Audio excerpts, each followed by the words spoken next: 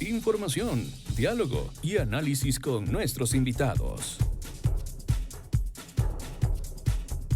Amigos, son ya las 7 de la mañana con 21 minutos. A esta hora damos paso a nuestra primera entrevista en la primera emisión de MQ Noticias de este día para hablar y reflexionar acerca del contenido del proyecto de ley para combatir las economías criminales. Esta iniciativa que tiene el carácter de urgente en materia económica que fue remitido por el Ejecutivo a la Asamblea Nacional y que ya se tramita al interior de la Comisión de Desarrollo Económico de la legislatura. Saludamos de inmediato a María Dolores Miño. Ella es abogada, especialista en Derecho Internacional, en Derecho Constitucional y también en Derechos Humanos. María Dolores, bienvenida. Muy buenos días. Hola, mi querida Belkis. Muchísimas gracias por la invitación. Muy contenta de estar aquí en tu espacio. Entiendo que tenemos alguna complicación con el video. En todo caso, vamos a Sí, llevar... desafortunadamente estoy desplazándome hacia Quito desde Cumbayá, entonces voy a tener intermitencias. Por esta vez no voy a poder prender el video, pero encantada de conversar por María aquí. Dolores, encantados también de tenerla esta mañana con nosotros para, decía yo, hablar acerca de esta iniciativa que ya ha merecido una serie de lecturas y de reflexiones. Nos referimos a este proyecto de ley urgente en materia económica. Así a primera vista, ¿cuál es la lectura que usted ha hecho de esta iniciativa? A ver, creo que todos estamos de acuerdo en que urge y que en realidad el Estado ya se ha demorado bastante en tomar iniciativas de cara al combate de la delincuencia organizada. Eso es innegable. Y también creo que es importante destacar que este es un problema complejo, que es un problema que requiere una articulación de diferentes sectores. Entonces, por ese lado, digamos, en inicio, creo que cualquier iniciativa que tome el gobierno de cara a empezar a erradicar este flagelo, creo que se saluda. Eso es innegable. Em, pero evidentemente, mi querida Belkis, como usted ya habrá escuchado a otros colegas míos en otros espacios, creo que el proyecto de ley, de la forma como se la ha presentado, sí tiene algunas imprecisiones, tanto de forma como de fondo, que ojalá la comisión a cargo la sepa pulir adecuadamente. Y creo que hay dos cosas que resaltan. Creo que la primera cosa es un tema de forma. eh, Especialmente en el tema, este concepto que se llama la unidad de la materia. Para quienes nos escuchan, simplemente explicarles que en técnica legislativa lo que se exige es que una ley tiene que tener un solo tema o tiene que tratar de una sola cosa.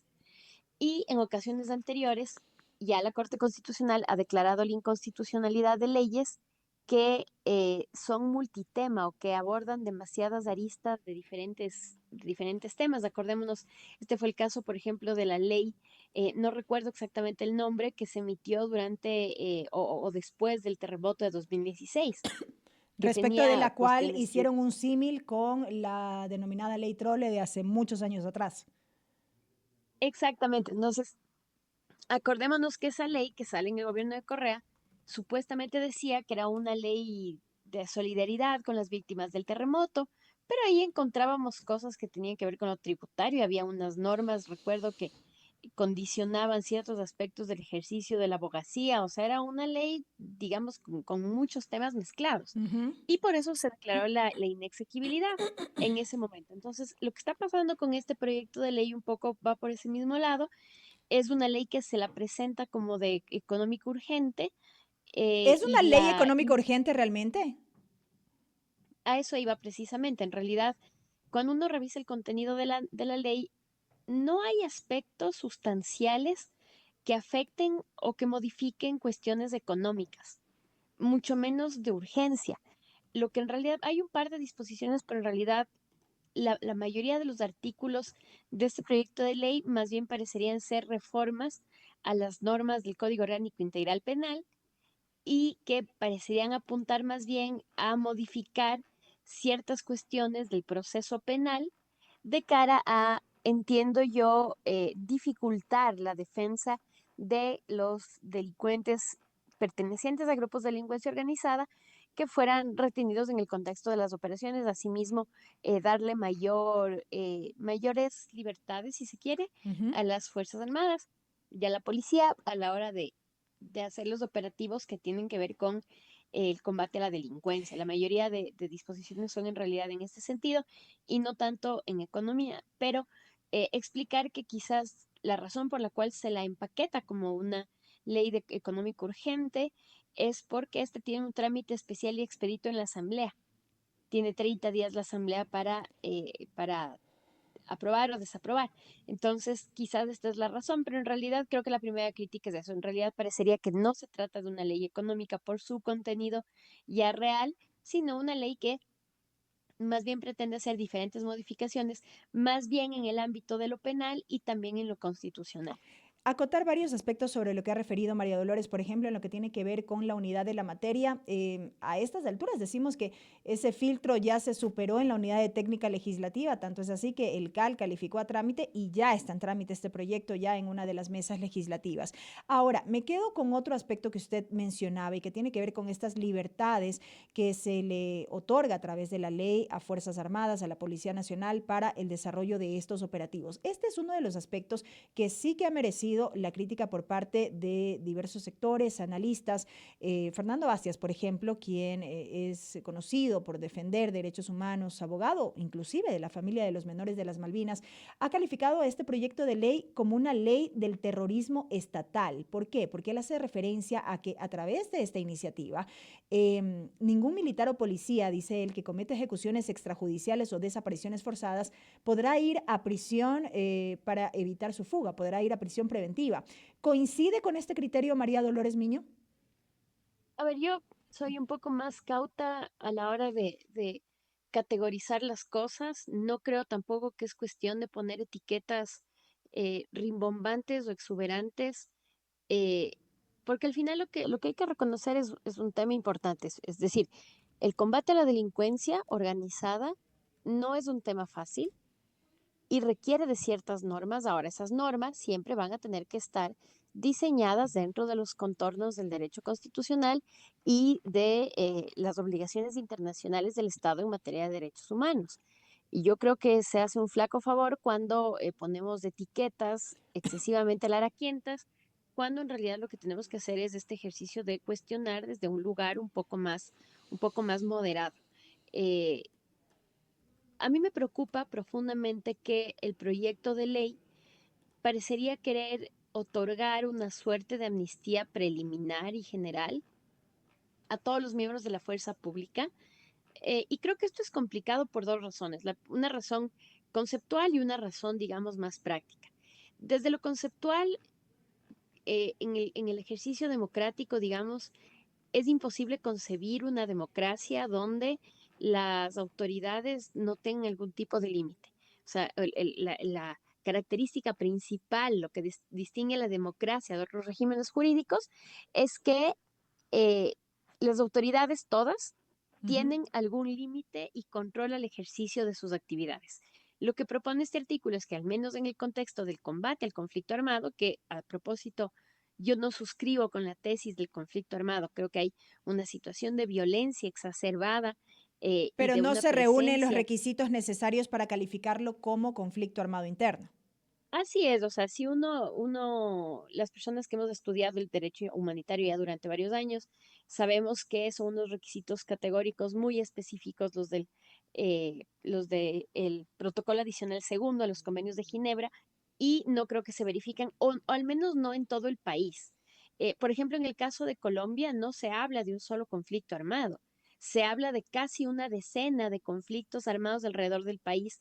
¿Por qué? Porque cada uno de estos escenarios de violencia en diferentes espacios geográficos tiene características distintas que pueden o no pueden llevar a que esos reductos de violencia puedan caracterizar o no un conflicto armado.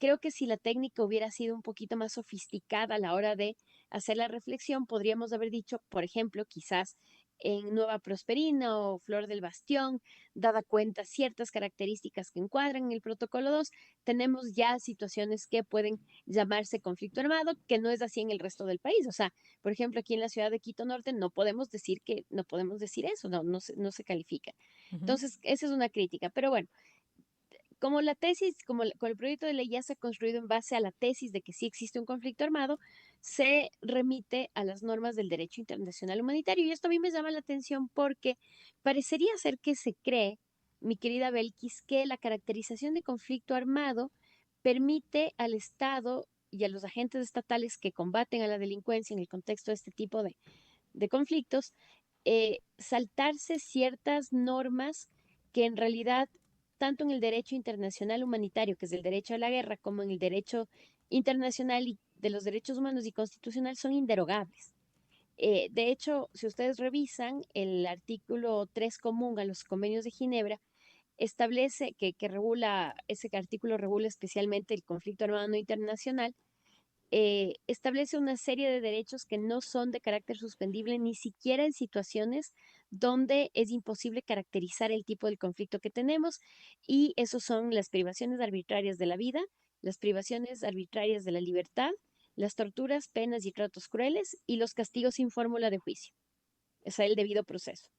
Entonces, a mí me llama la atención porque se insiste mucho en que es VIH, en que es un conflicto armado, sí, pero igual en ese escenario no se puede, digamos, la autoridad saltar o pretender suspender estos derechos que ya se sabe forman parte del núcleo duro en materia de derechos humanos, no son de carácter suspendible. Entonces, el momento que se pone una norma que dice las personas, parte de los combatientes, no van a tener responsabilidad, pero en otro artículo se pone igual velaremos por los derechos humanos, tenemos una inconsistencia, porque una de las obligaciones principales del Estado en materia de derechos humanos, que no se suspende este régimen, ojo, cuando estamos en un conflicto armado tampoco, sino que se lo complementa con el DIH, uno de los principios es que en caso de que ocurra una violación de derechos humanos a cargo de un agente estatal, el Estado tiene la obligación de investigar y sancionar a los responsables, y especialmente en casos donde podríamos, porque estamos supuestamente en un conflicto armado, ¿no? Entonces, las brechas al conflicto armado podrían, bajo ciertas condiciones, incluso caracterizar crímenes de guerra.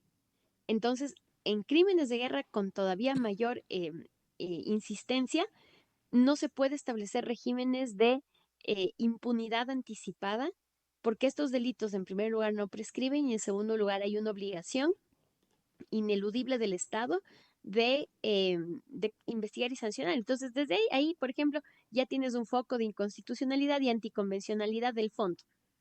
Y hay varios casos de la Corte Interamericana, el más famoso de este caso, Barrios Altos, donde ya la Corte le dice a Perú, usted no puede establecer disposiciones que otorguen amnistías anticipadas o posteriores a quienes podrían ser responsables de cometer, en ese caso era delitos de lesa humanidad, pero en este caso, como estamos en una situación de conflicto armado, podríamos decir, bueno, aquí podrían eventualmente haber crímenes de guerra que se los quiere ocultar. Entonces, eso es, creo que la parte de los límites de la autoridad pública es un problema, la parte de la falta de accountability a las acciones de la fuerza pública es un problema, y no es un problema conceptual, mi querida Belkis, Ujú. porque lo que hemos visto desafortunadamente es que hay una inmersión generalizada del crimen organizado en diferentes instancias del poder público, con especial énfasis en tres: policía, Fuerzas Armadas y función judicial. Y ahí tenemos los casos Metástasis y Purga que dan cuenta de esto último. Entonces, si tenemos instituciones públicas que son justo las que están llamadas o las que se van a activar en el caso de sancionar a la delincuencia organizada, que también están infiltradas mucho o poco, no se sabe exactamente qué tanto, por el crimen organizado, entonces tampoco podemos ser tan ingenuos de antemano darles absoluto blindaje, porque nosotros no sabemos ciertos policías y ciertos militares para quién están trabajando. Esta Y más semana nomás todavía hubo con una la serie de noticia. cuestionamientos que ya tiene la institución policial y militar precisamente por varios antecedentes. Lo más reciente, lo ocurrido justamente con el caso Las Malvinas. Las Malvinas Por citar y en el apenas caso, uno, que fue acuérdense, el más mediático en este último tiempo, digamos así.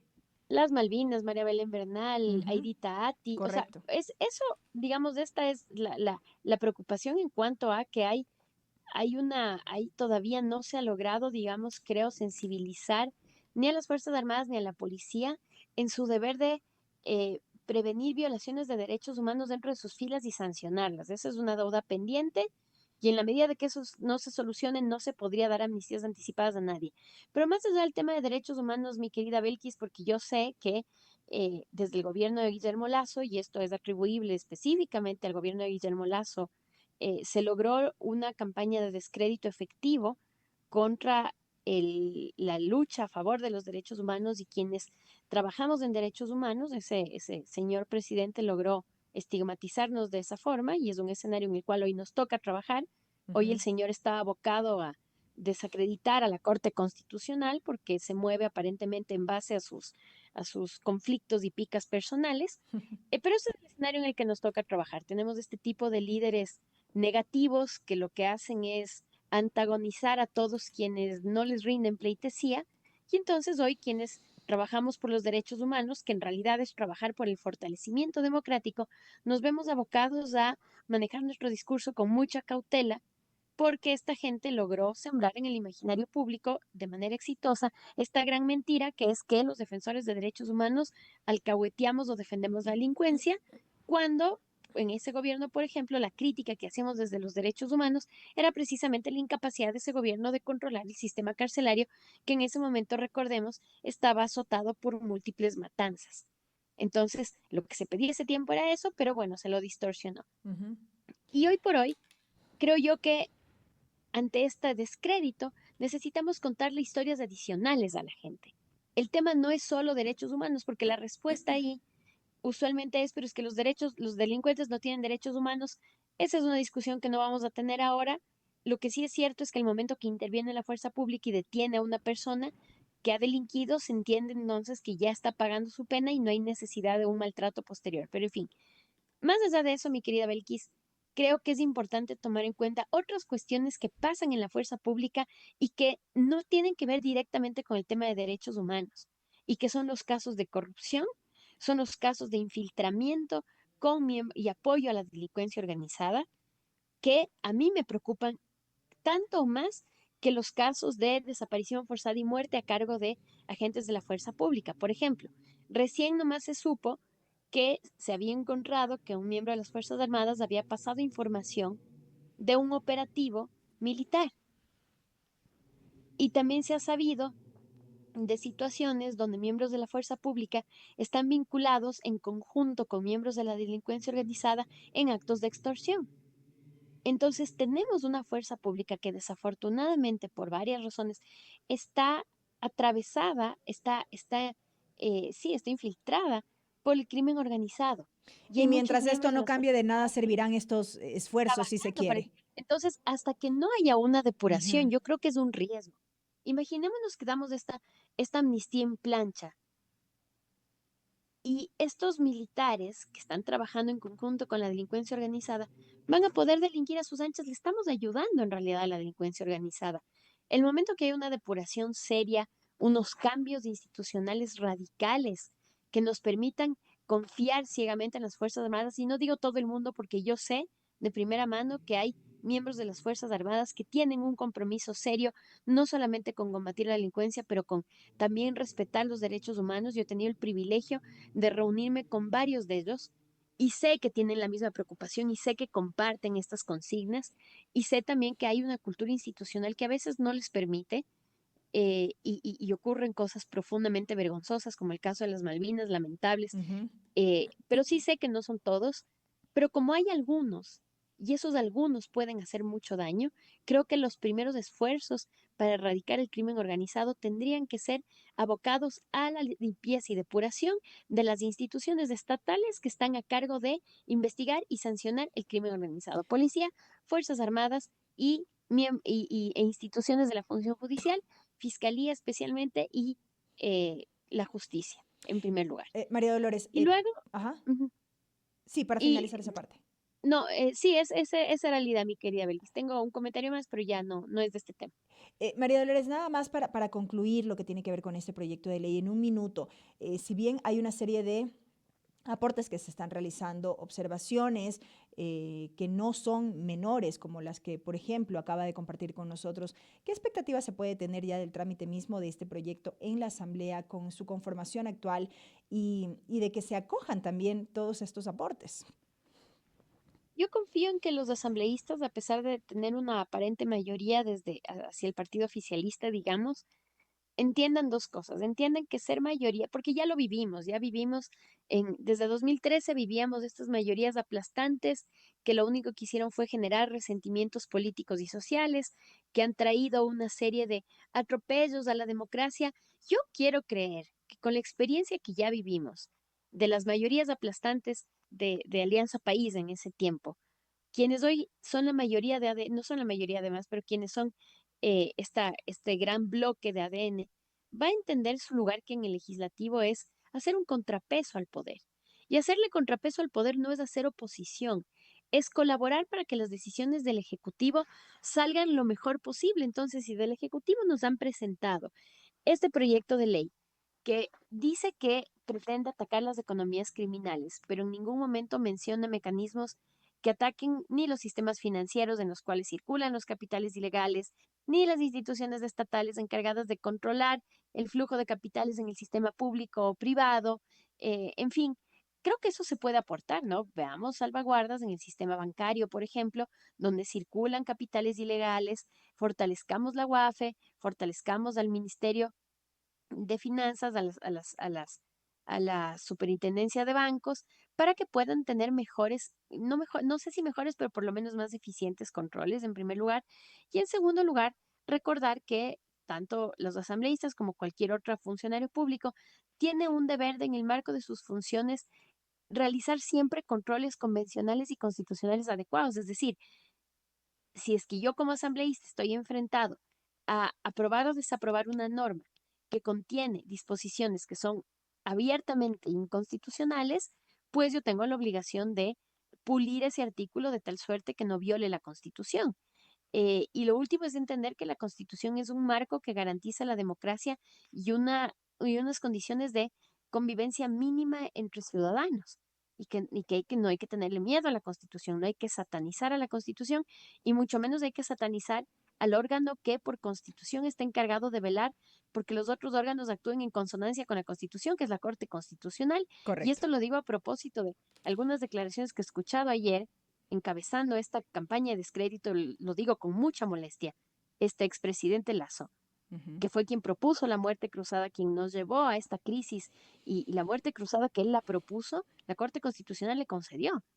Entonces, en este momento hablar o empezar a criticar jueces, tres de los cuales fueron puestos por él mismo, creo que le hace un flaquísimo favor a la democracia y creo que todos tenemos que volver a recordar nuestro pasado reciente de qué ha pasado cuando hay unas mayorías apabullantes en la Asamblea, cuando tenemos líderes políticos, presidentes que no respetan la Constitución, que no respetan a la Corte Constitucional. Creo yo que tenemos una experiencia reciente de qué es lo que no hay que hacer y quiero creer que tanto la Asamblea como el Ejecutivo y otros órganos del poder público tendrán la conciencia democrática para para construir sus normas en consonancia con, no hablamos de derechos humanos, hablamos de democracia y Ujú. límites al poder público, que creo que es lo que hace mucha falta. Y por supuesto, desde la ciudadanía, desde quienes estamos en la academia y en la sociedad civil, pues cuentan con nosotros desde ya para acompañarles en este proceso de redacción de una norma cuyo éxito, cuya buena redacción, cuya impecable elaboración nos interesa a todos porque finalmente esta es nuestra arma con la cual podremos evitar que se expanda el flagelo de la delincuencia Correcto. organizada. Y es lo que se espera, que justamente de todos estos aportes que se puedan recibir por parte de esta comisión puedan quedar plasmados en el texto final que irá ya como último paso al Pleno de la Asamblea Nacional. María Dolores, muchísimas gracias, interesante diálogo, gracias por estar con nosotros esta mañana. A ti, mi querida Belkis, te agradezco muchísimo por la invitación. Un abrazo. María Dolores Miño, ella es abogada especialista en Derecho Internacional, Derecho Constitucional y también Derechos Humanos, hablando acerca de este proyecto de ley para combatir economías criminales. María Dolores Miño en esta entrevista decía que no es partidaria o afín de dar etiquetas, digamos así, o poner etiquetas a estas iniciativas, pero ya se la ha denominado al interior de la Asamblea como la Ley de Solidaridad Nacional. Así es como se la conoce ahora a esta iniciativa que tiene el carácter de urgente en materia económica. Amigos, son ya las 7 de la mañana con 46 minutos. Es tiempo de una pausa. Enseguida continuamos con la información aquí en MQ Noticias, primera emisión.